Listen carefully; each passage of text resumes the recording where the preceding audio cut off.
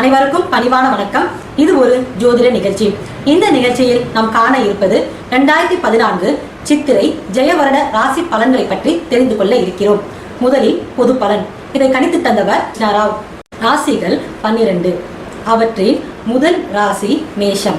இந்த மேஷ ராசியில் சூரியன் வரும் மாதம் சித்திரை மாதம் என அழைக்கப்படுகின்றது.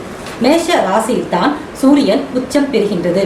சூரிய பகவான் மேஷத்தில் உச்சமாக, அதாவது வலுவாக அமைந்திருக்கும் சித்திரை மாதத்தில் கண்கண்ட தெய்வமாக சூரியனை தமிழர்கள் போற்றி கொண்டாடும் விதமாக தமிழ் புத்தாண்டாகவும் சித்திரை விழாவாகவும் கொண்டாடப்படுகின்றது.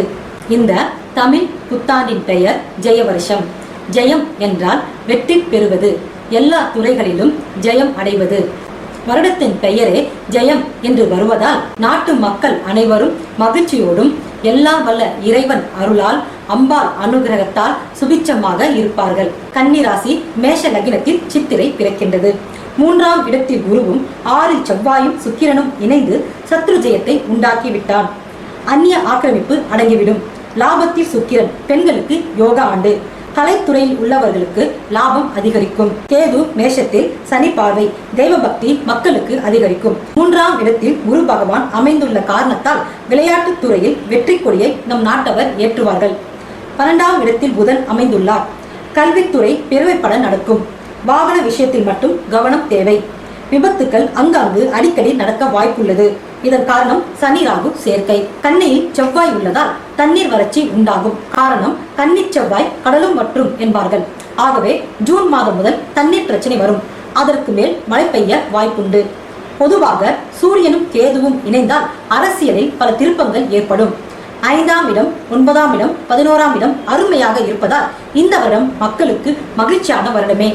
சித்திரை பிறப்பன்று அதிகாலையில் கண் விழிக்கும் போது வினை தீர்க்கும் நாயகனான விநாயக பெருமானை பார்த்து வணங்கினால் தீவினைகள் நீங்கி நல்லவை அனைத்தும் தேடி வரும். அதுபோல தமிழ் கடவுளான முருகப் பெருமானை வணங்கினால் செந்தில் வேலவன் நம் செய்யும் நல்ல செயலுக்கு துணை நின்று வெற்றியை தருவார். அத்துடன் ஸ்ரீ மகாலட்சுமிக்கு இனிப்பு அல்லது சர்க்கரையுடன் நெய் கலந்து உங்கள் இல்லத்தில் இருக்கும் ஸ்ரீ மகாலட்சுமி படத்தின் முன் வைத்து வணங்கி தீப ஆராதனை செய்து அந்த இனிப்பு பிரசாதத்தை உங்கள் குடும்பத்தாருடன் பகிர்ந்து சாப்பிடுங்கள். தித்திக்கும் இனிப்பை போல் உங்கள் வாழ்க்கையில் என்றும் இனிமையான சுப நிகழ்ச்சிகள் தடையில்லாமல் நடக்க அருள் புரிவாள் ஸ்ரீ மகாலட்சுமி. அடுத்ததாக உங்கள் இஷ்ட தெய்வத்தையும் குல தெய்வத்தையும் வணங்குங்கள்.